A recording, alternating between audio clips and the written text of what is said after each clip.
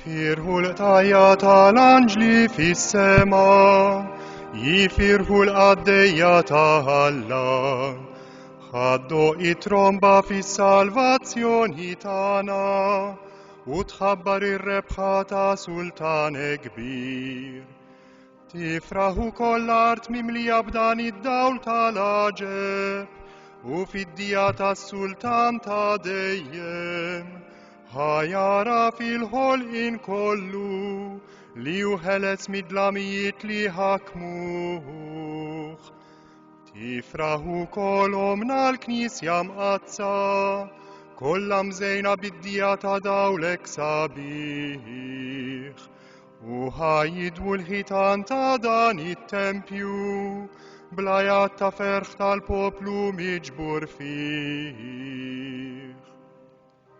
المولي معكم نرفع قلوبنا لفوق نرفعهم لين المولى نزو خير للمولي الله تانا اكسوا وشيرا سوا وشيرا تسو لبقلبنا وبروخنا كلا نرفع لهن بش نفهروا لله اللي ما يديرش المسير اللي يستكلش وللسيدنا جسو كريستو ابنه الوحديني وخلص علينا للمسير ترن الدين لكي نعمل آدم وبالدم عزيزتيو لشرت علينا خسر الكذبة الكندنا اللي خدنا في البدو أراو إدين نعملو الفستة تليت متان أتل داك الهارو فيرو لدمو يكونساغرا البيبين تالفيديلي دانو الليل فيه زمينيلو انت خريشت للمسيريت ناولت إسرائيل ملهجتو وابديتم فلنشيف من البحر تالأساب دان ملو الليل فيه تكتشويد لميت تدنو بيتنا permezz tal-kolonna tan-nahar dan huwa l-lejl fih fid-dinja kollha min jemmen fi Kristu iqaċċat kull rabta ħażina jeħles mid-dalma ta' dnubitu jikseb il-grazzja u jissieħeb mal-qaddisiin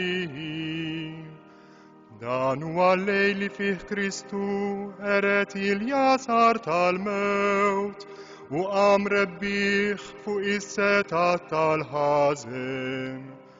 Xi ħnina tal-għaġeb oġbok turi magħna, xi mħabba wozza liema bħala biex tajt lill-ibnek stess għall-mewt ħalli tifdil il-min kien il-sir. Kemm ta'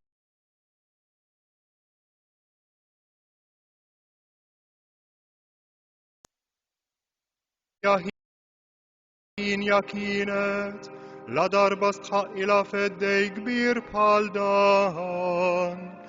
Jalla mela bil-misteru ta' dan il-lejl qaddis jinqeret il-ħażen titnaddaf kull ħtija jissaffa kull min waqaf id-dnub u jimtela bil-ferħ kull min mnikket. Xlejl ta' bil-ħaħini meta l-ħwejjeġ tas-sema jingħaqdu ma' tal-art, dak li hu tal-Alla ma' dak li hu tal-bniedem. Bratta ħajra l-grazzja ta' dan il-lejl, il-qamela missier qaddis, l-offerta solenni ta' dan il-blandun magħmul mix-xema tan-naħal. Din l-offerta qed tagħmililek il-Knisja mqazza permezz tal-ministri tagħha bħala sagrifiċċju ta' tifħir ta' filgħaxija. Għalhekk mulej nitolbuk biex dan il-blandun ikkonsagrat f'ġih ismek jibqa' jeqret sal-aħħar bla qiegħda id-dlamijiet ta' dan il-lejl. Intilqgħu bħala fwieħa ħelwa quddiemek ħajsir ħaġa waħda mad-dawl tas-sema. Jalla l-kewba ta' filgħodu x'ħin jisbaħ issibu għadu jaqbad. Dik il-kewba li qatt ma tgħib, jiġifieri Kristu ibnek, li meta qam mill-imwiet xerret id-dawl wislim fuq il-bnedmin kollha. U issa jgħix u jisaltan għal dejjem ta' dejjem.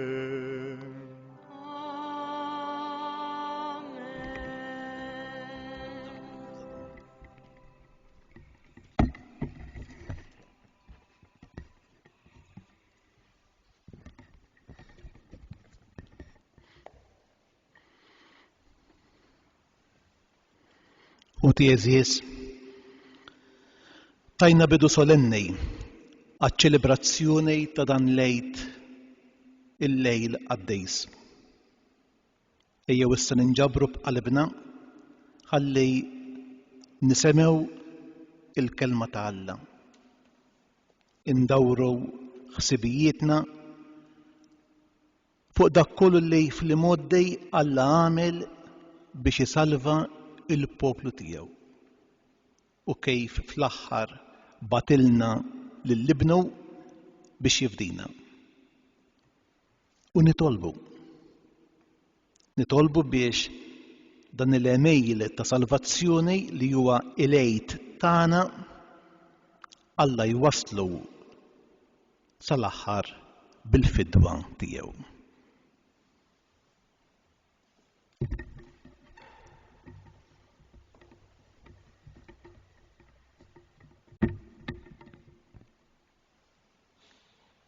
L-ewwel qari. Alla ħares lejn kull ma għamel u ra li kollox kien sew ħafna. Qari mill-ktieb tal-Ġenesi. Fil-bidu Alla ħalaq is-sema u l-art. U qal Alla ħanamlu l-bniedem fuq is-sura u x-xbija tagħna u jaħkmu fuq il-ħut tal-baħar u fuq it-tajr tal-ajru, fuq il-bejjem tad-dar u fuq il-bejjem selvaġġi u fuq il-ħlejjaq li jitkaxkru fuq l-art. U Alla ħalaq il-bniedem fuq xbijietu, fuq xbija tal-Alla ħalqu, raġel u marra ħalaqhom. U berikhom Alla u qalilhom nislu u oktru u imlew l-art u aħkmuha u saltnu fuq il-ħut tal-baħar u t-tajr tal-ajru u l-ħlejjaq kollha li jitkaxkru fuq l-art.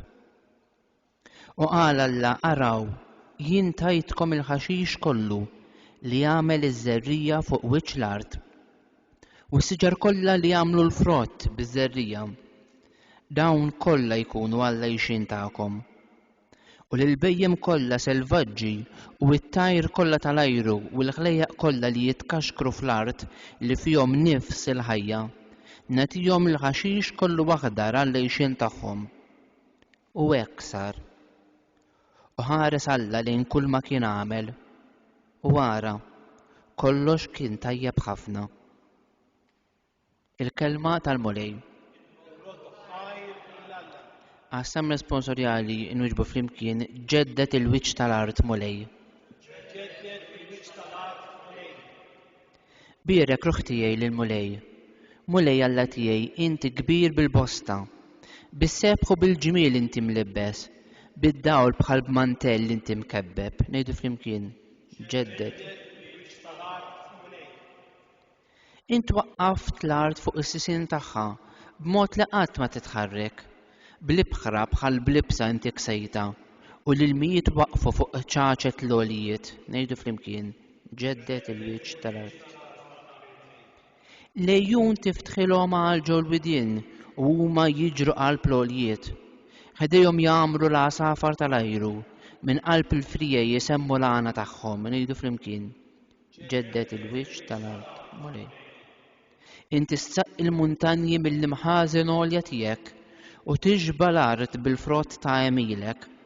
Inti tnibbet il-ħdura għal-bejjem u l-ħxejjex li bihom jinqeda l-bniedem. Ngħidu flimkien. Kemm huma kotrana l-emejjel tiegħek mulej, kollha bl-erfa għamilthom, mimlija l-ard bil-ħlejjaq tiegħek, bierek ruħ tiegħi lill-mulej.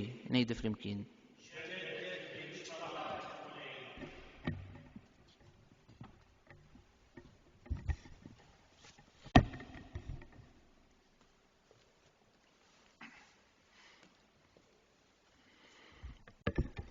Nitolbu u Alla ta' dejjem li tista' kollox, inti tqassam bordni tal-għaġeb l-emejjel tiegħek, għamel li l-mifdijjejn tiegħek jifhmu li l-ħolqien fil-bidu tad-dinja ma kienx emejl aqwa fil-qubur minn dak li sar fil-milja ta' żminijiet bis-sagrifiċċju tal-għejd tagħna li huwa Kristu, u li jgħix jissaltan għal dejjem ta' dejjem.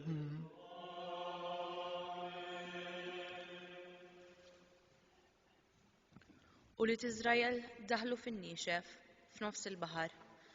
Qari mill-ktieb tal-Eżodu. Dak iż-żmien il-mulej qal Mosè: għaliex issejjaħ lili? Għid lil ulied Iżrael jerfgħu it-tinet tagħhom u jitilqu. U int qoll il-ħatar tiegħek u mit idek fuq il-baħar u oforqu. U li Iżrael imbagħad jaqsmu fin-niexef f'nofs il-baħar. U ara, jien inwebbes il-qalb tal-Eġizzjani biex jgħaddu warajkom u nuri l-glorja tiegħi permezz tal-Farawn u tal-eżerċitu tiegħu, bil-karrijiet u r-rikkieba tiegħu. U imbagħad ikunu jafu l-Eġizzjani li jien il-mulej meta nuri l-glorja tiegħi permezz tal-Farawn bil-karrijiet u r-rikkieba tiegħu. U imbagħad l-anġlu ta' Alla li kien miexi quddiem it-tinet ta' Iżrael telaq u mar warajhom, u l-kolonna ta' sħab minn qudiemhom marret qadet warajhom u ġiet bejn it-tinet tal-Eġizzjani u t-tinet ta' Iżrael. Kien hemm isħaba u dlam u għadda l-lejl bla ma ħadd minnhom seta' jersaq lejn l-ieħor. Mosè mett idu fuq il-baħar u l-mulej reġġa' lura il-baħar b'riħ qawwi mill-lvant matul il-lejl kollu. Il-baħar ixxotta u l-ilmijiet inferqu. U imbagħad ulied Iżrael daħlu fin-niexef f'nofs il-baħar. L-ilmijiet kienu għalihom qishom ħitan fuq il-lemin u fuq ix-xelluk. L-Eġizzjani marru warajhom u daħlu f'nofs il-baħar, iż-żwiemel kollha tal-Farawn, il-karrijiet u r-rikkieba tiegħu. Fis-sara ta' filgħodu, il-mulej minn ġo kolonna tan-nar u sħaba xeħed ħarsa fuq it-tinet tal-Eġizzjani u ħarbathom. U xekkel ir-roti tagħhom u bit-batija setgħu jmexxuhom. U mbagħad l-Eġizzjani bdew jgħidu: ħa naħarbu minn quddiem Iżrael għaliex il-mulej qed jiġġieled kontra l-Eġizzjani. Il-mulej qal lil Mosè: mitt idek fuq il-baħar u l-ilma jerġa' lura fuq l-Eġizzjani bil-karrijiet u r-rikkieba tagħhom. U Mosè mett idu fuq il-baħar. U ma sebħ il-jum il-baħar reġġa' lura fejn kien qabel. U l-Eġizzjani huma u jaħarbu sabu ruħhom fih. Hekk il-mulej gerbibhom f'nofs l-ilma. L-ilmijiet reġgħu lura u għarqu il-karrijiet u r-rikkieba tal-eżerċitu kollu tal-Farawn li kienu ġejjin warajhom fil-baħar. Anqas wieħed ma baqa' minnhom u ulied Iżrael għaddew fin-niexef f'nofs il-baħar u l-ilmijiet kienu għalihom bħal ħitan, wieħed fuq il-lemin u liħor fuq ix-xelluk. Dakinhar il-mulej salva lill-Iżrael minit l-Eġizzjani u Iżrael ra l-Eġizzjani mejta f'xatt il-baħar. Ra Iżrael kull ma għamel il-mulej lill-Eġizzjani bil-qawwa ta' driegħu u beżza l-poplu mill-mulej u emmen fil-mulej u f'Mosè il-qaddej tiegħu. Imbagħad Mosè flimkien ma' ulied Iżrael għandna din l-għanja lill-mulej u qallu: nanni l-mulej għax tkabbar bi sħiħ. Flimkien? Nanni l-mulej għax tkabbar bi sħiħ, żwiemel u rikkieba u għaddabhom fil-baħar. Qawwiet u għanniet il-mulej, għalija sar is-salvazzjoni. Dan hu l-mulej tiegħi u lilu nferraħ. Alla ta' missier u lilu nolli. Ngħidu flimkien? Nanni lill-mulej għax tkabbar bi sħiħ, Il-mulej gwerrier Jahwe jismu. L-imrikba tal-Farawn u qawwietu tefaħħom fil-baħar. L-aħjar fost il-gwerriera tiegħu. Fil-baħar tal-qasab erraqhom. Ngħidu flimkien. Nanni lill-mulej għax tkabbar bisħieħ. Belaħħom l-irdum bħal ġebel niżlu fil-qiegħ. Lemintek mulej issebħet fil-qawwa. Lemintek mulej tfarrak il-għadu. Ngħidu flimkien. Nanni lill-mulej għax tkabbar bisħieħ. Lill-poplu tiegħek int wassaltu u tħawlu fil-muntanji il-wirt tiegħek. Imkien il-mulej li jent għamiltu għamartek. L-maqdes sidi li ħejjew idejk. Il-mulej jisaltan għal dejjem. Ngħidu flimkien. Nanni l-mulej xkabbar bisħieħ.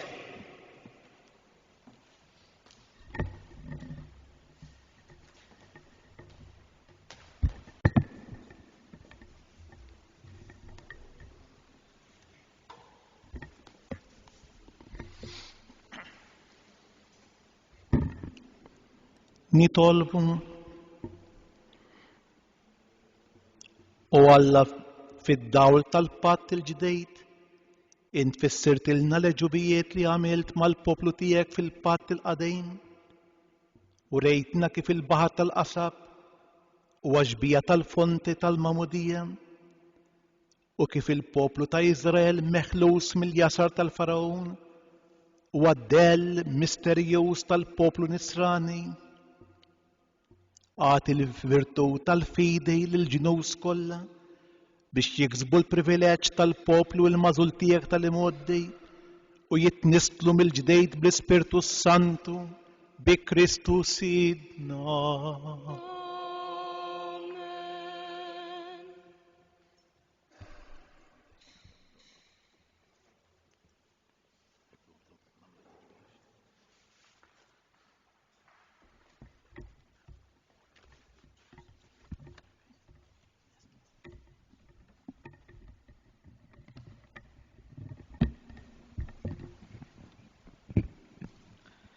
Għarem il-ktib tal-profeta Ezekiel. Ġietni l-kelma tal-mulej u qalli. O bniedem, meta tara d-dar ta' Izrael kienu għadhom fartom huma tebbowha bl-imġiba tagħhom u bemilhom. U jiena rfajt ilti fuqhom minħabba fid-demm li xerdu fl-art u minħabba flidu li l-bija ċabsu l-art. Xerritthom fost il-ġnus u huma xterdu mal-artijiet. Għamilt ħaq minnhom skont imġibtom u skont raqathom. Meta marru fost il-ġnus, kull fejn marru kasbru ismi l-qaddis. Hekk li n-nies bdew jgħidu għalihom dan hu l-poplu tal-mulej li kellhom joħorġu minn artu. Imma jien bżgħid tal-ismi l-qaddis li wlied Iżrael kasbru fost il-ġnus fejn marru. Għalhekk jgħidilhom lil-dar ta' Iżrael. Dan jgħid Sidi l-mulej. Mhux minħabba fikom sejjer nagħmel dan, dar Iżrael, iżda minħabba f'ismi l-qaddis li intom kasbartu fost il-ġnus fejn mortu.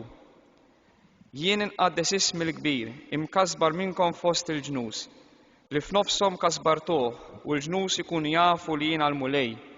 Meta nuri qdusiti fikom quddiem għajnejhom, oraklu ta' Sidi l-mulej. Meta noħodkom minn fost il-ġnus u niġmakom mill-artijiet kollha u nerġa' ndaħħalkom f'artkom. U nroġ fuqkom il-masafi u tissaffew mit-tiġġiż kollu tagħkom, mill-idoli kollha tagħkom insaffikom. U nagħtikom qalb ġdida u ruħ ġdida nqiegħed ġo fikom. U nneħħi minn ġisimkom il-qalb tal-ġebel u nagħtikom qalb tal-laħam floka.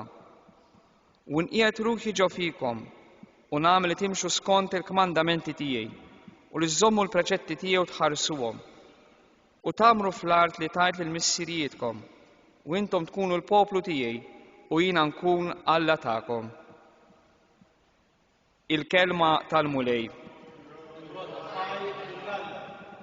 Tixxennaq ruħi għalik u Alla tiegħi. U ruħi għaċċana għal Alla l-ħaj. Meta niġi u nara wiċċalla, tixxenna ruħi għalik u Alla tiegħi. Kif kont nimxi lejn it-tabernaklu tas-Seb sad-dar ta' Alla, fost ħajta ta' ferħ u tarat il-ħajr għal folla ferħana. Tixxenna ruħi għalik u Alla tiegħi. Ibgħat id-dawl tiegħek u s-sewwa tiegħek huma jmexxuni, iwasluni sal-għolja mqazza tiegħek u sal-erejjex tiegħek. Tixxenna ruħi għalik u Alla tiegħi. U nidħol ħdej l-artal ta' Alla, ħdejn Alla ferħ u għena tiegħi, u rodlok ħajr biċ-ċetra u Alla tiegħi. Tixxenna ruħi għalik u Alla tiegħi.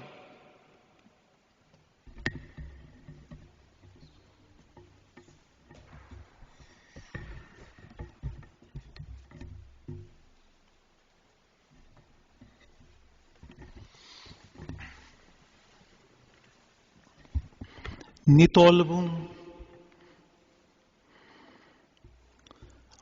u Alla qawwa li qatt ma titbiddel, dawl li qatt ma jgħib, fil-ħnina tiegħek ħares lejn il-misteru kollu tal-Knisja u għamel li jseħħ aktar bisliem il-pjan tiegħek ta' salvazzjoni tal-bnedmin skont ma ħejjejtu int sa minn dejjem. ħatara u tifhem id-dinja kollha li kull ma ġġarraf jerġa' jinbena, kull ma qdiem jiġġedded, kollox jerġa' jissaħħaħ b'Ġesu Kristu Siedna li huwa l-bidu ta' kollox, li jgħix u jissaltan għal dejjem ta' dejjem.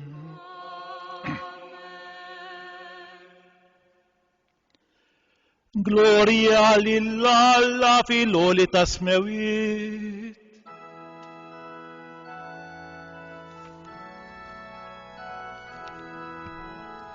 Gloria l'Alla, flori ta' sema.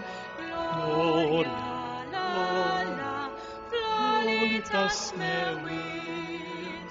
Gloria l'Alla, flori ta' sema, gloria, gloria, flori ta' smewiet. U paċi fl-art lil-bnedmin tarita tajba.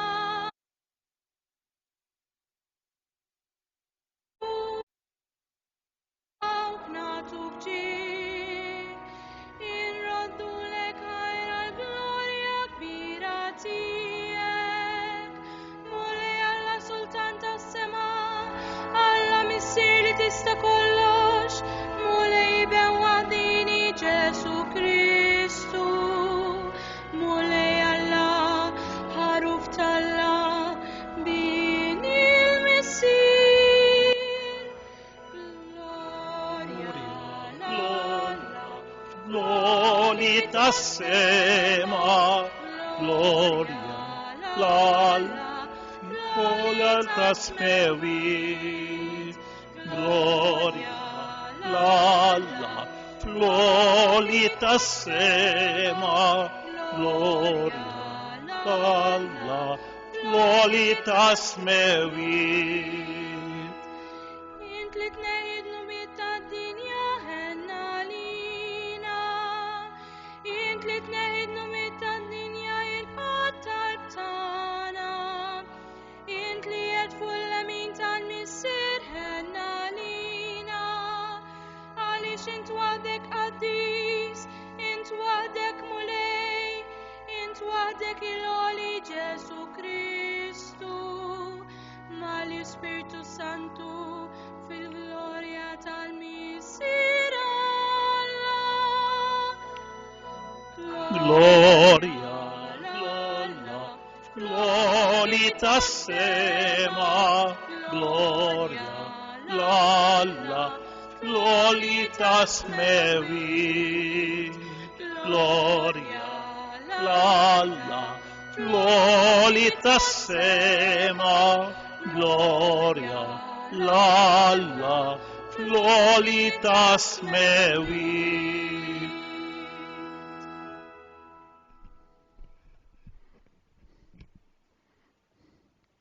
nitolbu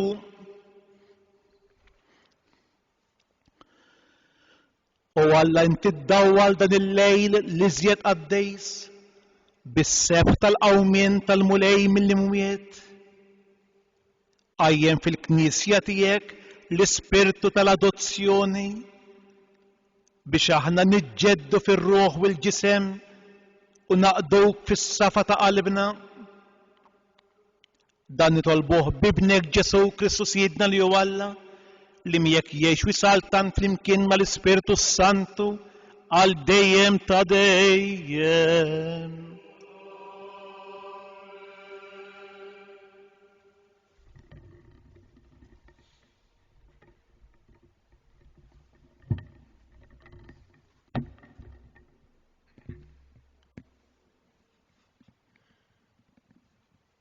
Qari mill-Littra ta' San Pawlo Apostlu lir-Rumani.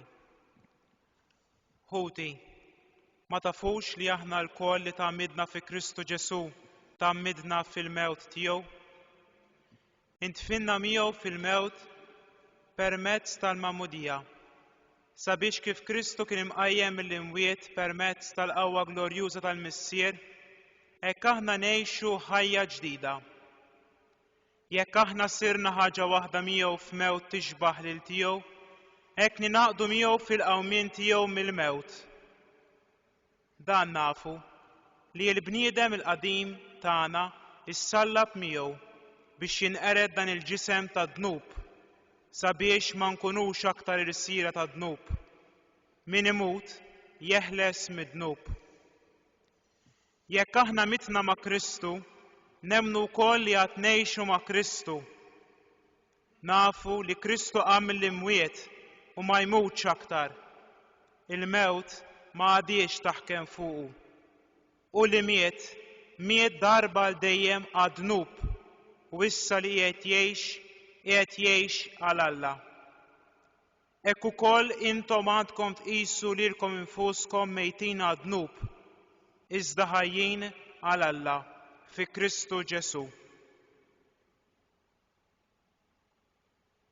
Il-kelma tal-mulej.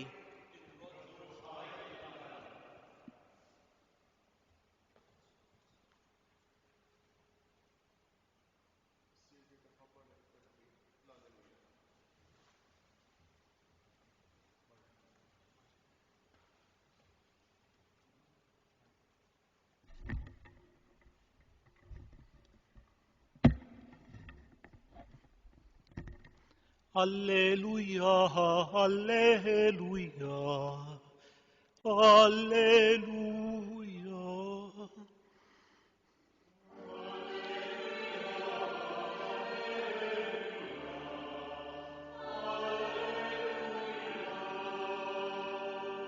Alleluja, alleluja, alleluja.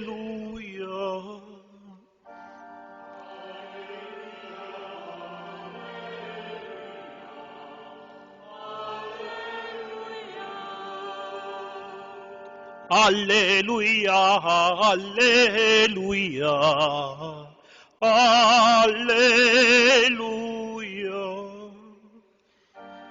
Alleluja, alleluja, alleluja. Faħru lil-mulej għaliex hu tajjeb, għax għal dejjem it-tiba tiegħu.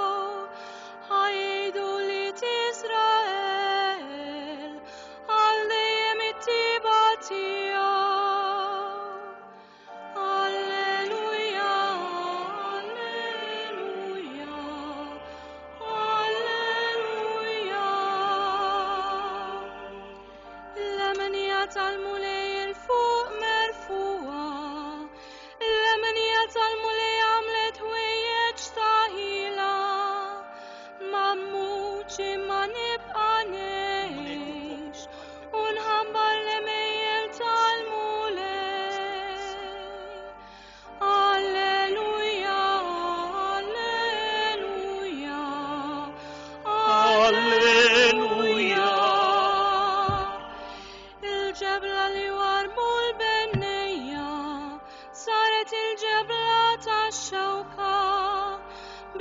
Saħħa tal-mulej seħdan, ħaġa tal-aġeb f'għajnejna.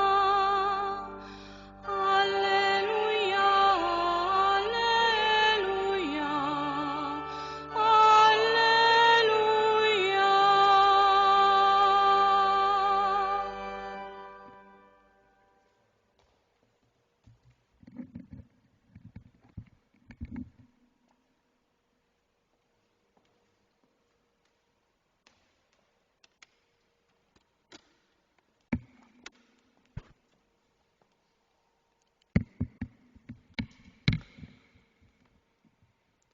Il-mulej ma'kom.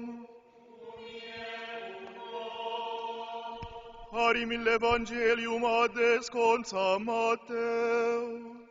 Gloria lilek, mulej.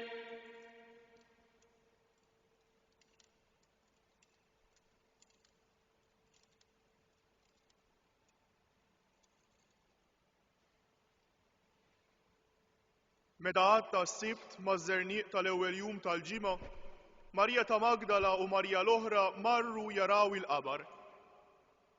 U wara, inħasset teżżiża kbira għax niżel anġlu tal-mulej mis-sema u resa igerbeb il-ġebla u qgħad bil-qiegħda fuqha. Id-dera tiegħu kienet bħal berqa, il-bisu abjad bħas-silġ. Bil-biża tiegħu l-assisa qabdithom roda u saru qishom mejtin. Iżda l-anġlu qabad u qal lin-nisa: Tibżgħu xejn intom għax jiena naf li qegħdin tfittxu lil Ġesu li kien imsallab. Mhuwiex hawn għaliex qam kif kien qal. Ejja waraw il-post fejn kien qiegħed.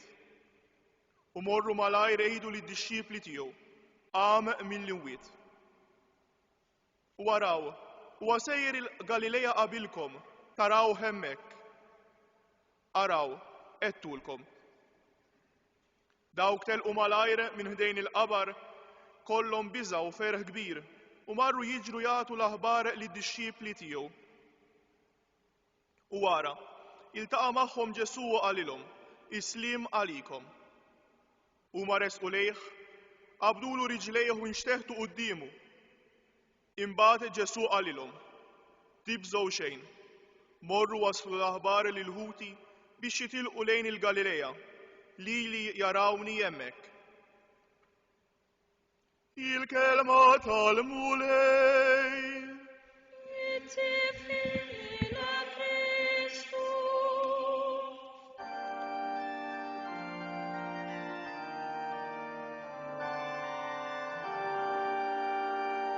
Alleluja, alleluja,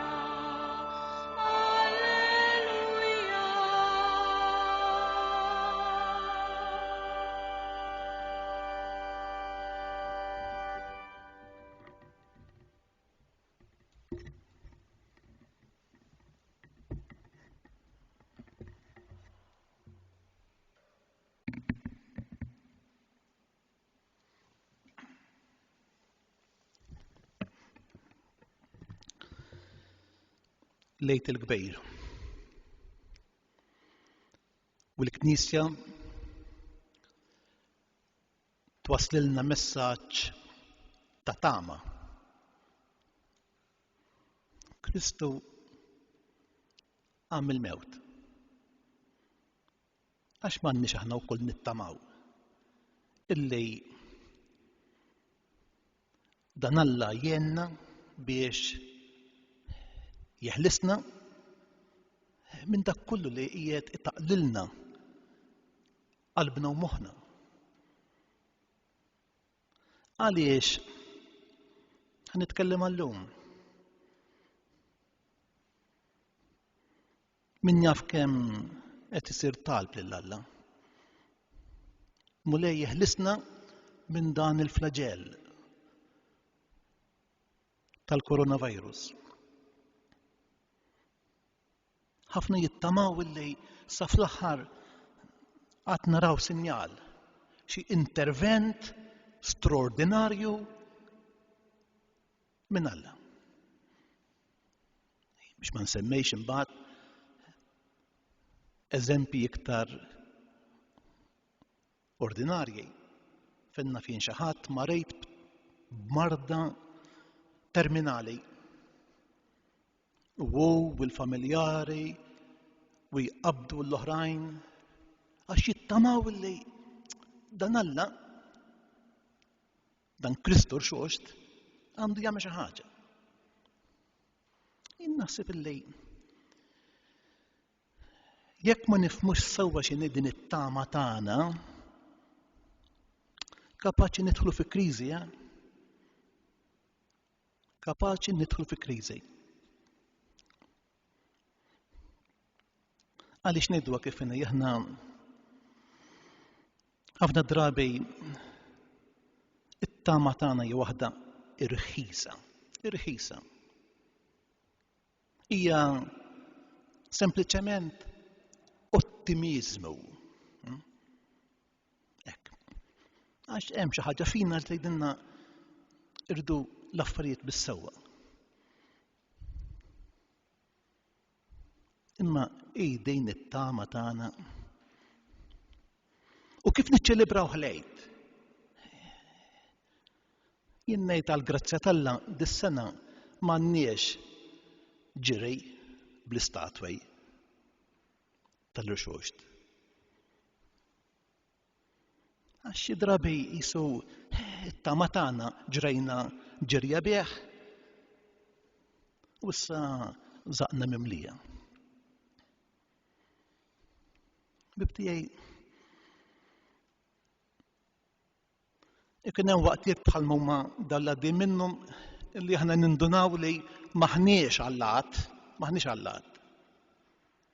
U allura taf x'nagħmlu aħna nittrasferixxu fuq xi ħadd li ngħidulu Alla, li mhux Alla ta' Ġesu Kristu, u ngħidu intla inti tista' inti omnipotenti, allura nixtrejk. Ġifieri jien minniex, m'għandix din il-qawwa. Imma jien nittama li issa ħa nikseb mill-qawwa tiegħek.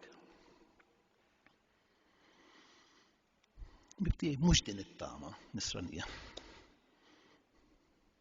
U għalhekk f'dan il-għid ħassejt li għandi naqsam magħkom din ir-riflessjoni li nitlobkom ftit attenzjoni.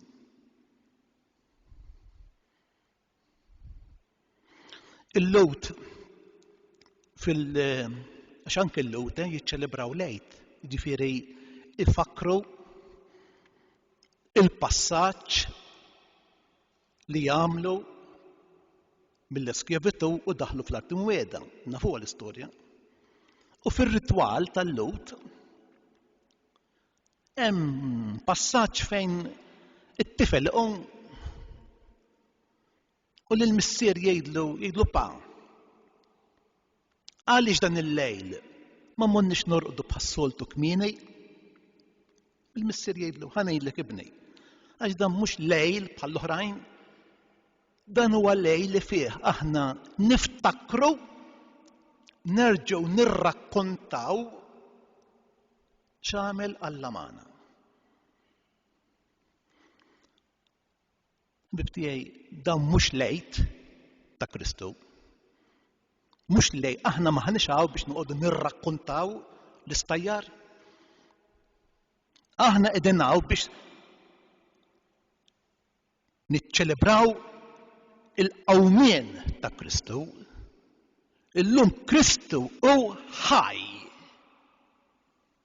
U għalhekk Kristu hu it-tama tagħna, jekk iridu kelma oħra flok tama, Kristu. Kristu ħaj. Imma Kristu mhux dak li jsod tittoqob. Mhux dak li jsod tittoqob. Inqala l-idejn enni bambin ħalli nsolvija. Ġejja xi ħaġa fuqna enni bambin. Kristu ħaj u qiegħed magħna.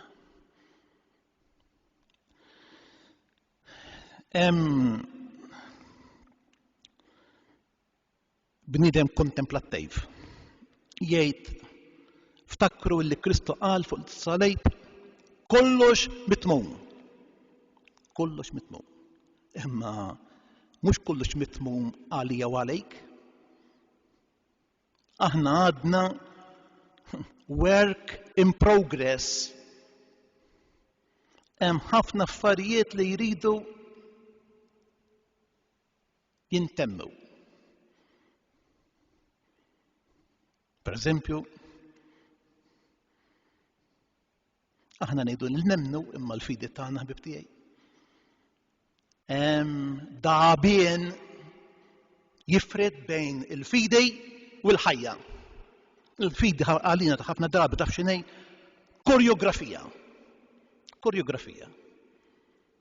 Teatrini. Pageants.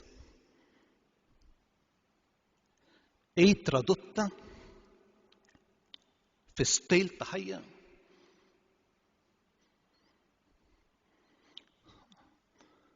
Għadna wies imwaħlejn maffarijiet li huma sekundarji u f'dik li hija ġerarkija ta' valuri dak li jiġi l-aħħar qiegħed fuq.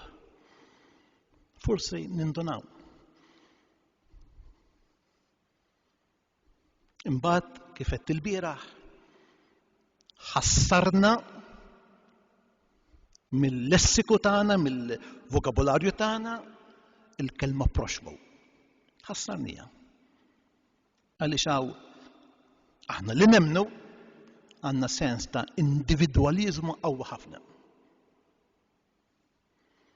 Għadu mhux mitmum in progress. U t-tama tagħna ħbib tiegħi fi Kristu hija dejn. Mhux li jsolvili l-problema, mhux li jneħħili il-kuruna ta' xewk, imma li jiena jirnexxili kontinwament nikkonfronta ruħi mal-Vanġelu u bil-mod il-mod inkun nista' nasal biex ngħid kollox mitmum. Imma min ħajtina din it-tama biex ma neqtewx qalbna? Għax min għandu din il-viżjoni evanġelika jara l-affarijiet, anke l-inċidenti li jiġrulu, anke l-ġrajiet li ngħaddu minnhom b'mod differenti. Tiftakru li madwar 30 sena ilu kien hemm il-gwerra ta' Sarajevo. Sarajevo kienet belt assedjata. Assedjata. U n-nies qed tistenna l-mument illi iċċedi u titlef. F'dak il-perjodu kien hemm grupp ta' poeti li kienu jiltaqgħu bil-lejl. Tafu għaliex? Biex jikdbu, iħarbxu poeżija li tagħti t-tama. Ħalli iħallu il-fjamma tat-tama tixel. U meta għaddit il-gwerra, wieħed minnhom qal aħna konna l-assisa tagħkom għaliex fl-iljieli ma rqadniex imma komplejna inkebsu it-tama u it-tamajna kontra kull tama.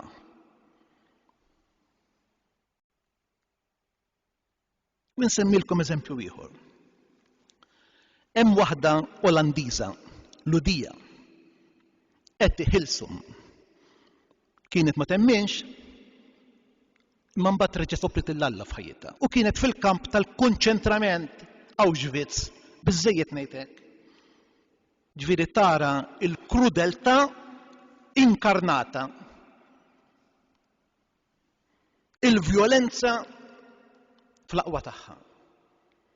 U din taf x'kienet tgħid, tikteb fid-djarju tagħha. Aħna għada noħorġu minn hawn u rridu nibnu mill-ġdejt il-belt tagħna. U allura biex ikollna din it-tama Aħna rridu meta jkun hemm tejl barbaru, aħna nħobbu. Aħna nitfgħu il-balzmu fejn hemm il-ġerħat. U kienet dill-imħabba illi kebset f'din il-ludija it-tama. Eżistijaj. Illum fis-soċjetà tagħna li qegħdin ngħixu, fiċ-ċirkustanzi li qegħdin ngħixu, minu l-assies illi ma jorqodx bil-lejl ħalli jkebbes il-fjamma tat-tama. Minu dak illi fuq dak li huwa negattiv qiegħed jitfa' l-imħabba. Dawk illi dan il-lejl ma jorqdux. Dawk illi l-lejla qegħdin jisru intom eżistijaj. Illi l-lejla ma rqadniex għaliex qegħdin nistennew lil Kristu iqum mill-mewt u jkun magħna. Aħna li ma rqadniex biex nirċievu din l-aħbar, aħna nkomplu inkebsu il-fjamma tat-tama fil-bniedem li maħniex wieħedna. Għaliex il-fatt li Kristu qam mill-mewt ċed jgħidilna? Qed jgħidilna li Alla jeżisti. Alla jeżisti. Qed jgħidilna li id-dawl jeleb id-dlam tal-lejl. Ma fuq kollox qed jgħidilna Kristu li qam il-mewt li hemm il-missier li mhux ħajjinsih u lanqas ħajjinsa lilek u lili. Din hi t-tama, ħbib tiegħi, din il-konvinzjoni mhux li Alla se jsolvili, ħajfejjaqni, imma li Alla huwa magħna.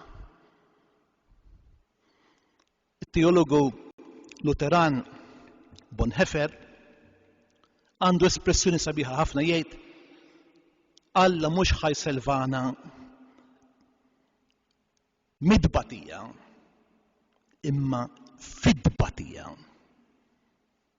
Alla mhux ħajsalvana mill-mewt imma fil-mewt. Alla mhux ħajsalvana billi jneħħilna s-salib mill-ħajja imma jenna nerfew is-salib. Dan huwa Alla tagħna ħbib tiegħi. Billi jenna noħorġu dik il-qawwa li hemm mitfuna fina b'affarijiet żgħar. Ħantikom eżempju. Ir-rakkont tal-profeta Elija. Elija kellu missjoni tqila. Ejja jikkumbatti lir-reġina Jezabel u n-nissaħħa u fl-aħħar ħarab bil-Alla qallu issa ħallini ma rridx naf bejk għax qtajt qalbi. Tlift kull tama. Ħallini ħammut waħdi. Aħjar immut waħdi milli ngħix f'dik is-sitwazzjoni taqtih il-qalb. U Alla jgħinu. Alla jintervjeni. Ma batlux xi armata biex ikun jista' jikkumbatti l-armata tal-għadu. Ma batlux xi żiemel żulminaw. Tafu x'batlu? Biċċa ħobs u ftit ilma, buqar bl-ilma. Biċċa ħobs u buqar ilma, ħaġa żgħira. Imma kien biżżejjed għal dan il-proxmu illi jerġa' jinġabar għax la darba Alla ftakar fih Alla huwa miegħu. Raġa' ġabar l-enerġija tiegħu. Ħareġ mill-fond ta' qalbu il-potenzjal li huwa għandu. Kompla t-triq. Din it-tama ħbib tiegħi li nitolbu lil Alla jieqaf magħna u jagħtina dan id-dawl u jakkumpanjana.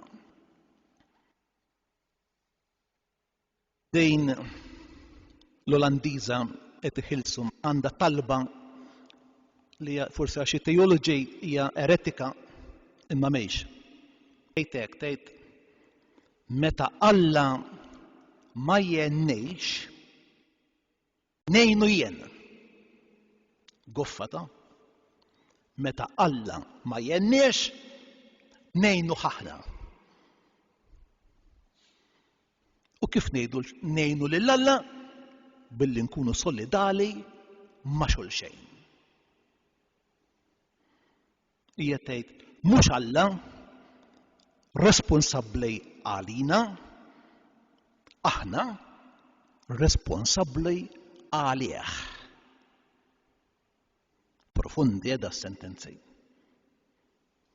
Mela Alla jagħmel il-miraklu jekk int u jien u aħna nagħmlu il-parti tagħna u l-miraklu nagħmluh aħna. Assib Paul Ricoeur jgħid li it-tama hija rigal li jasal għandna fi ħwejjeġ imċerċrejn. Imma sta għalina li inlibsuha libsa tal-festa. Illum lejt imqaddis. Kristu qam mill-mewt. Għandna din iċ-ċertezza. It-tama tagħna huwa Kristu.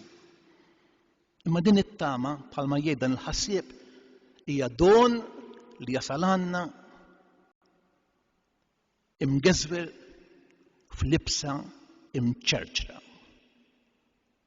Sta għalina individwalment bħala komunità nisranija illi dan it-ton kbir li l-kull għandna bżonnu intuħ libsa sabiħa. Imma kull wieħed waħda minna irid jagħti is-sehem tiegħu. Dawn huma l-awgurji tiegħi minn qalbi għall-Lejt il-Kbir. Dan huwa l-aħħar għid illi qiegħed niċċelebra magħkom fil-ministeru tiegħi bħala isqof tagħkom. Jalla din it-tama ma tiġix nieqsa f'kull wieħed u waħda minna, kull fejn inkunu.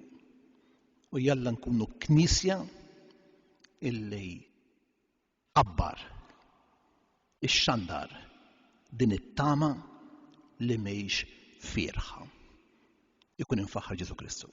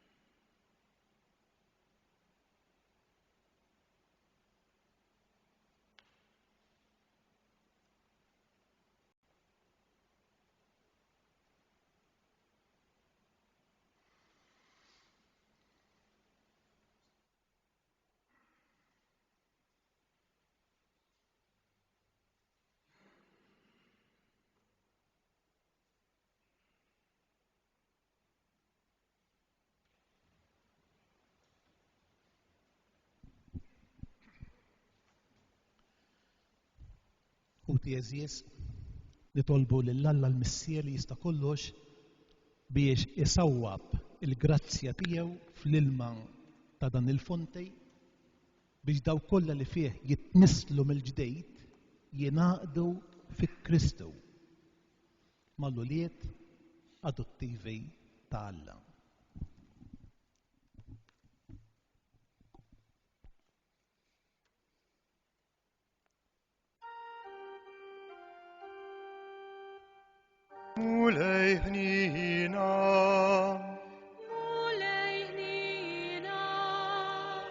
Christu hnina, Christu hnina, mulei hnina, mulei hnina, Addisa Maria omalla, itla palina, San Michil, itla palina, Angeli Addisa Talla, itolbu alina, San Juan Battista, itla palina, San Giuseppe, itla palina, San Pietro, San Paul, itolbu alina, Sant'Andrea, itla palina, San Juan,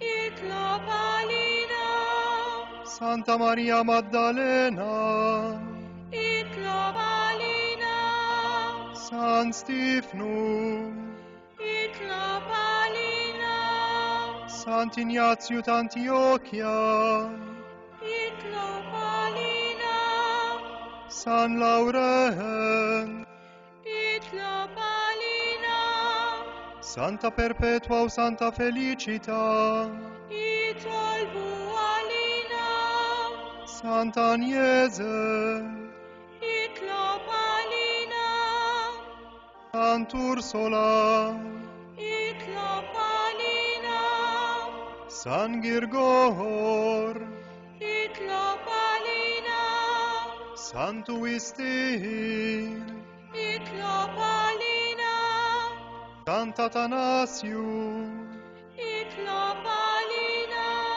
San Basilio, itla palina, San Martin, itla palina, San Benedetto, itla palina, San Francisco, San Domenico, itolbu alina, San Francisco Saverio, itla palina, San Juan Maria Vianney, itla palina, San George Preca, itla palina, Santa Catarina da Siena, itla palina, Santa Teresa da Gesù, itla palina, Beato Nazio Falzon, itla palina, Beata Deodata Pisani, itla palina, Addis incollata alla, itolbu alina, Urihnina mana, ehli snan itolbuk mulej, ehli snan itolbuk mulej, ehli snan itolbuk mulej, ehli snan itolbuk mulej, ehli snan itolbuk mulej, au mintijek, ehli snan itolbuk mulej, bl-Spiritus Santum sawwab fuqna, ehli snan itolbuk mulej, lilna midin bin, ismana itolbuk mulej, Addes bil-grazzja tijek dan l-ilma tal-mamudija, għatnissi l-ġdid ta' wlidek, ismana itolbuk mulej, Ġesu iben tal-Alla l-ħaj, ismana itolbuk mulej, Kristu ismana, Kristus mana, Kristu il-qatt tal-btana, Kristu il-qatt tal-btana.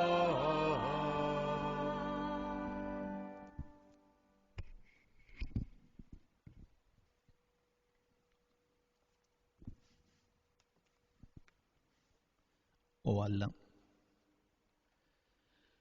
Awwa li ma narawiex bajnejna, inti tagħmel leġubijiet bis-sagramenti tiegħek. B'ħafna modi intħejjejt l-ilma li inti ħlaqt biex juri il-grazzja tal-mamudija. Fil-bidu tad-dinja, l-Ispirtu tiegħek infirex fuq l-ilmijiet biex minn dak iż-żmien stess l-ilma jieħu fih innifsu il-qawwa li tqaddis. Fl-ilma tad-Dulluvju inti tajtna sinjal ta' twelid ġdejd biex bil-misteru tal-istess ilma jinqerdu id-drawwiet ħażiena u jitnislu id-drawwiet tajba. Inti għaddejt lil-lulliet Abraham fl-inxief minn nofs il-baħar tal-qasab biex il-poplu tiegħek meħlus mill-jasar tal-Farawn ikun ġbija minn qabel tal-poplu Muhammad. Ibnek Ġesu Kristu wara l-mamudija tiegħu minn Ġwanni fl-ilma tal-Ġordan kien ikkonsagrat minnek bl-Ispirtu Santu. Waqt li kien imdendel mas-salib ħareġ minn ġenbu ilma imħallat bid-demm. U wara li qam mill-imwiet ordna lid-dixxipli tiegħu qalilhom morru u għallmu lill-ġnus kollha u għamduhom fl-isem tal-Missier, tal-Ibn u tal-Ispirtu Santu. Ħares mela mulej lejn il-Knisja tiegħek. Iftħilha l-għajn tal-mamudija u għamel li dan l-ilma jilqa' fih il-grazzja ta' ibnek mill-Ispirtu Santu.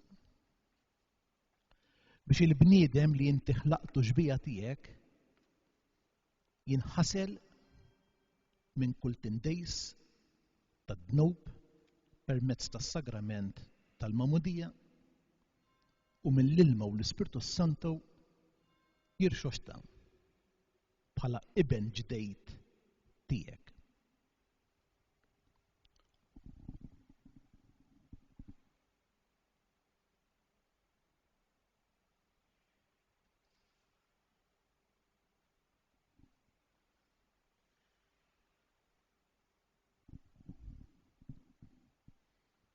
Nitolbuk mulej bil-qawwa tal-Ispirtu Santu permezz ta' ibnek Ġesu Kristu tinżel fl-ilma ta' dan il-fontej.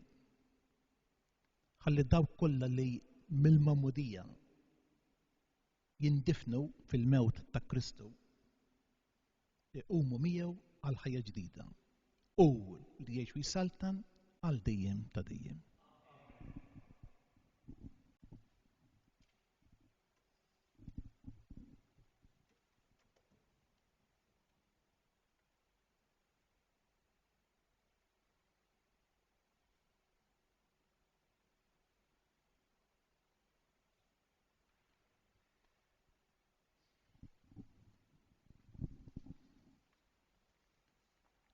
Jeżies. Bil-misteru tal-Eid aħna intfinna ma' Kristu fil-mamudija biex miegħu ngħixu ħajja ġdida. Issa temmejna t-tħejjija tagħna matul ir-Randan Imqaddes u għalhekk nistidinkom biex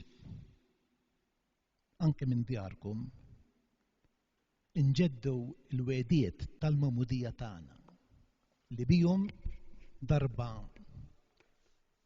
ċħadna l-xitan u l-emejl kollu tiegħu u tajna kelma sħiħa lill-Alla illi naqdu lilu fil-Knisja imqazza Kattolika. Ħanamlilkom id-domandi u intom għamlu l-istqarrija b'vuċi tajjeb. تجحدوا انتم الذنوب biex tgħixu fil-ħelsien ta' Wlied Alla, Iva niċħat. tiġħdu l-qerq tal-ħażen biex id-dnub ma jaħkimx iktar fuqkom, Iva niċħat. tiġħdu l-xitan li anqal u jħajjar għad-dnub, Iva niċħat. temnu intom falla l-missier li jista' kollox li ħalaq is-sema u l-art, Iva nemmen. temnu f'Ġesu Kristu ibnu l-waħdini u sidna li twilet minn Marija Verġini, bata mietu difnuh, qam minn billuwiet u qiegħed fil-lemin tal-missier, Iva nemmen. temnu fl-Ispirtu Santu, fil-Knisja imqazza Kattolika, fix-xirka tal-Qaddisejn, fil-maħfra tad-dnubiet, fil-qawmien mill-mewt u l-ħajja ta' dejjem, Iva nemmen.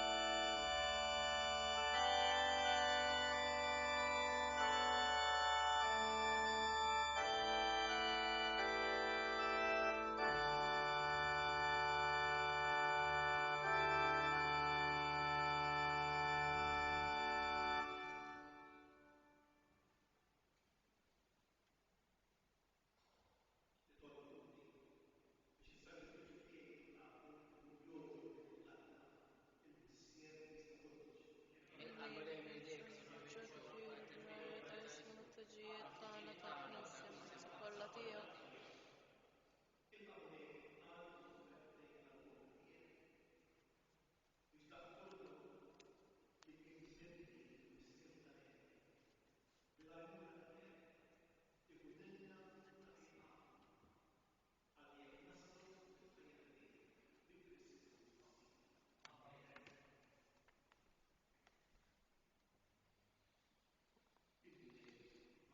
Miegħek ukoll.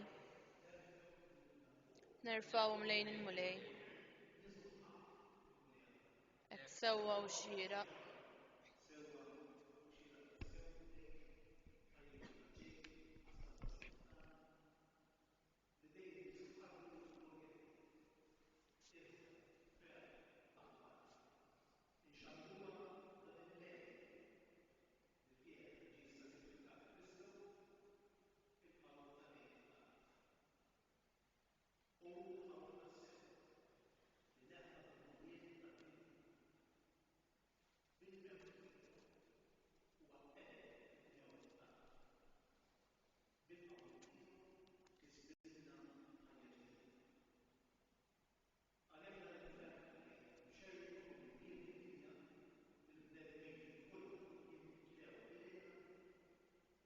tas-sema ma' settat tal-anġli jinsġulek innu ta' glorja u bla qiegħda ikantawlek.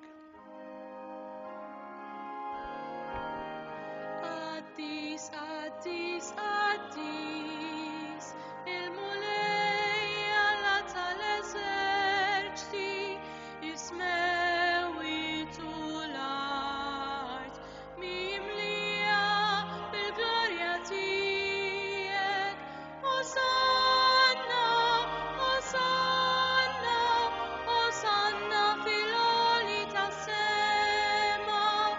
Osanna, osanna, osanna fil-għoli tas-sema. Imbirek min ġej f'isem il-mulej. Osanna, osanna, osanna fil-għoli tas-sema. Osanna, osanna, osanna fil-għoli tas-sema.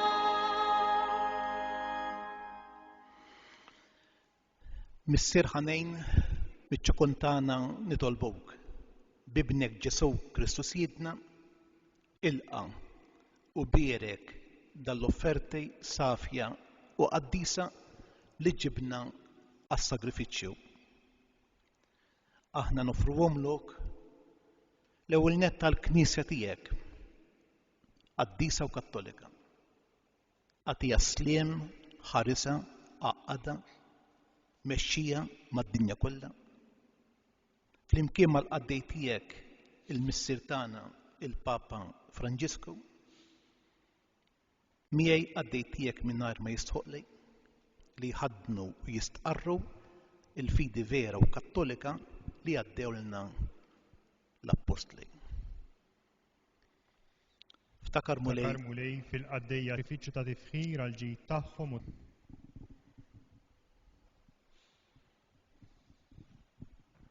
u fil-ġisem mill-imwiet inġeddu bil-qima t-tifkira tal-glorjuża dejjem Verġni Marija, om l-istess Alla u Siedna Ġesu Kristu, tal-arus tagħha San Ġusepp, tal-apposti u l-martri tiegħek, Pietru, Pawlu, Linu, Kletu, Klement, Sistu, Kornelju, Ċiprianu, Lawrenz, Krisogonu, Ġwanni u Pawlu, Kozma u Damjan. Ilqa nitolbuk mulej dill-offerta tagħna tal-familja l-omdnubietum kollha. Sedda ħajjitna fis-sliem, eħlisna mit-telfien ta' dejjem, wodna fil-merħla tal-mażolejn tiegħek. Bierek u Alla nitolbuk dill-offerta. Għamel li tkun kollha kemmej tiegħek. Wettaqa, qaddisa, il-qaħħa biex issir għalina il-ġisem u ħal ħobs fl-idejn qaddisa u mbierka tiegħu, refajneh lejn is-sema, lejk Alla missieru li tista' kollox, raġġek il-ħajr, bierek, qasam ta' lid-dixxipli tiegħu u qal: Ħudu u kulu l-koll minn dan, għax dan huwa ġismi li jingħata għalikom.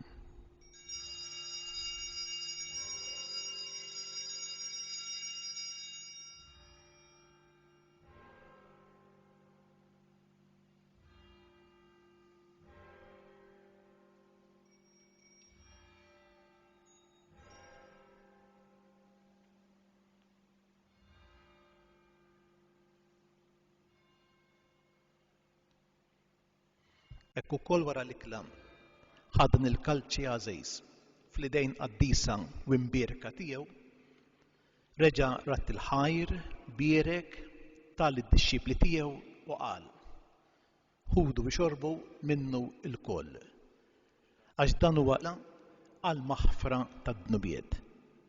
Għamlu dan b'tifkira tiegħi.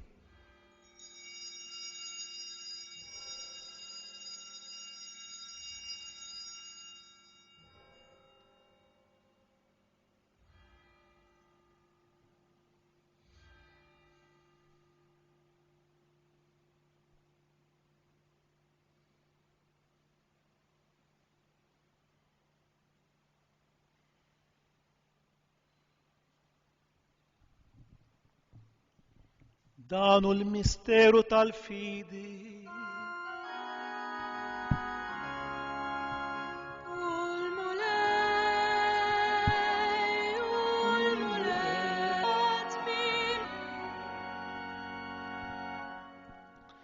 Għalhekk mulej aħna ministri tiegħek u l-poplu għaddejs tiegħek, aħna fis-sema nofru lis-sebħ tiegħek bla tarf mill-ġejd li inti stess tajtna, vittma safja qaddisa bla teba, il-ħobs għaddejs tal-ħajja ta' dejjem u l-kalċej tas-salvazzjoni bla tmiem.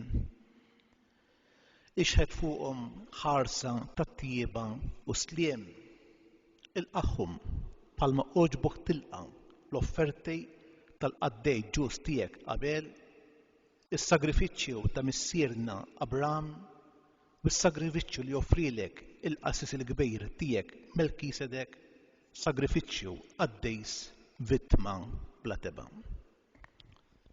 Fiċ-ċukun tagħna nitolbuk Alla li tista' kollox, għamil li l-anġlu qaddejs tiegħek iwassalhom quddiem l-artal tiegħek fis-sema biex aħna lkoll li nieħdu semna mill-artal u nitqarbnu bil-ġisem u d-dem imqaddis ta' ibnek, nimtlew b'kull barka u grazzja tas-sema bi Kristu Siedna. Amen. Ftakar ukoll mulej fil-qaddejja tiegħek li telqu qabilna bis-sinjal tal-fidi li ħadu fil-Magħmudija u qegħdin jistrieħu fir-raqda tas-slim. Ħenna lihom mulej u għati lilhom u lil dawk kollha li jistrieħu fi Kristu, Ilena, id-dawl u s-slim.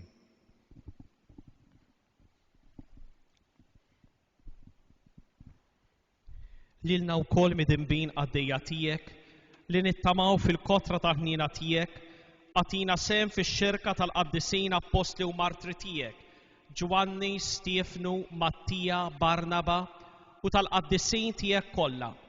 Daħħalna fil-wirt magħhom mhux għall-merti tagħna iżda l-ħniena u l-maħfra tiegħek bi Kristu Siedna. Bih mulej, int dejjem taħlaq u tqaddis dan il-ġejt kollu, timlieħ bil-ħajja, tbirku u tqasmu lilna. Bi Kristu, ma' Kristu u fi Kristu, jingħata lilek Alla missier tista' kollox flimkien mal-Ispirtu Santu, kull ġieħu glorja għal dejjem ta' dejjem. Ejjew nitolbu bit-talba li għallimna il-mulej Ġesu. Missierna li jintej fis-smawiet, jitqaddis ismek, tiġi saltnatek, ikull li tritint fis-sema u fl-ard. خبزنا ta kull jum atina l-lum.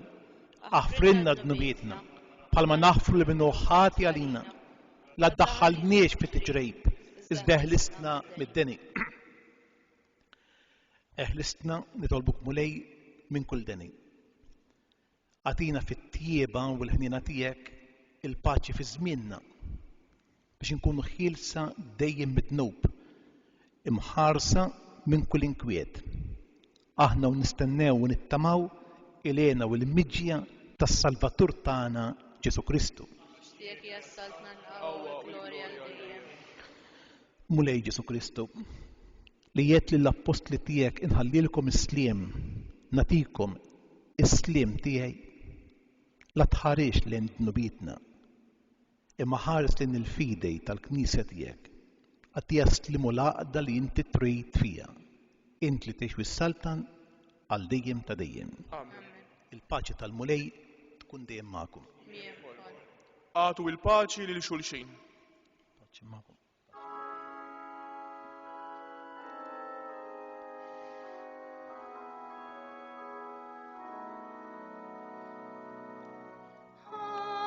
Ħaruf tal-Alla li tneħħid nubiet tad-dinja. Henna lina, henna lina.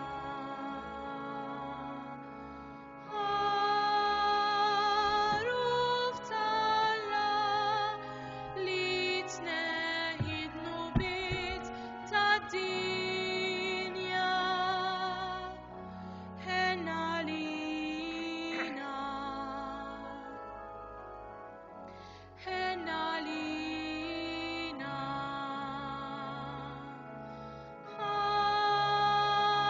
Ħaruf tal-Alla li tneħħid nubiet tad-dinja. Tina l-paċi, tina l-paċi.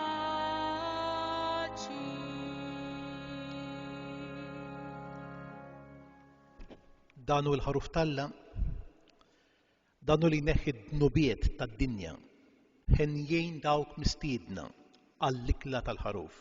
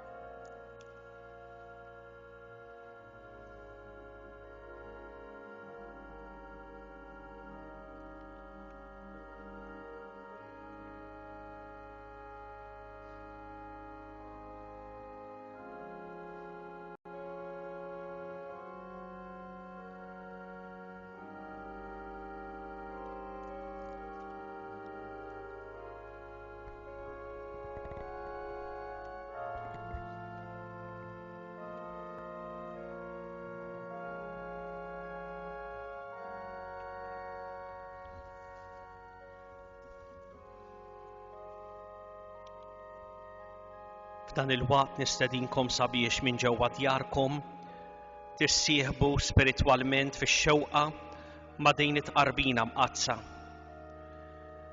Ġesu jiena nemmen li jien tinstab ta' bilħaq fis-sagrament tal-Ewkaristija.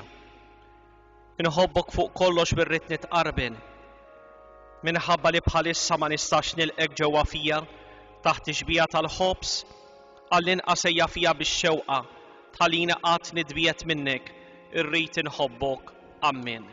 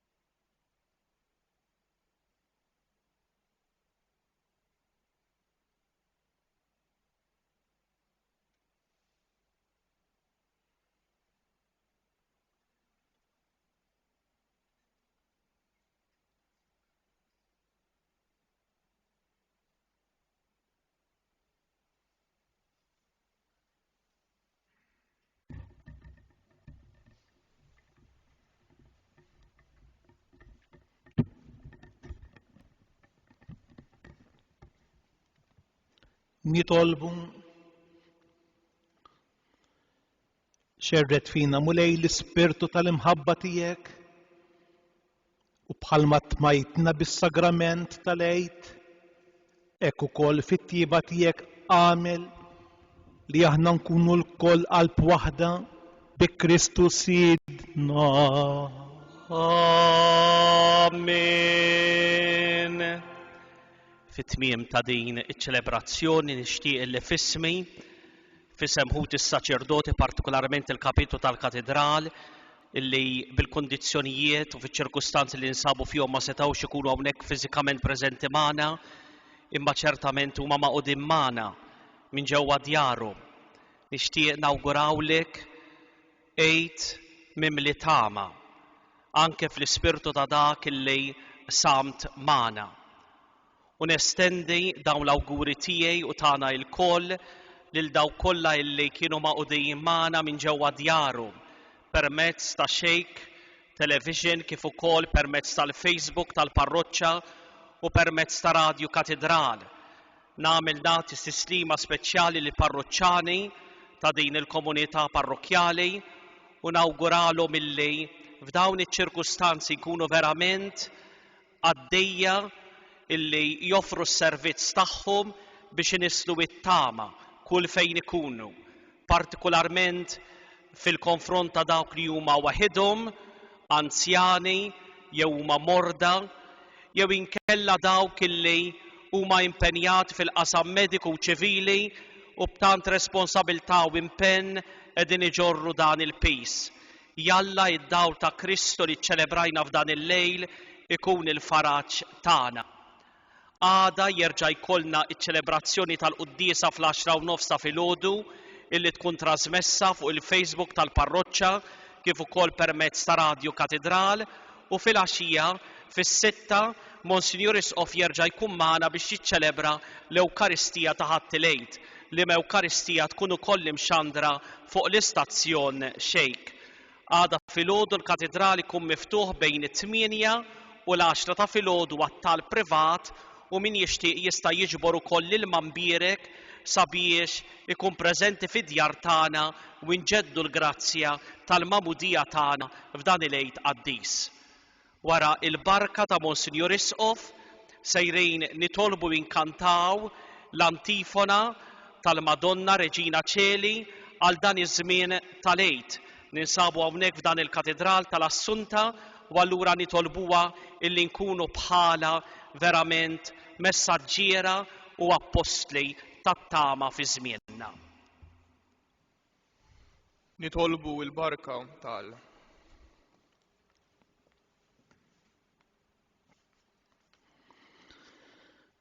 lilkom li ġbartu madwar din il-mejda anke jekk m'intomx fiżikament hawn preżenti ma kontu miġburejn kunna ġemgħa waħda.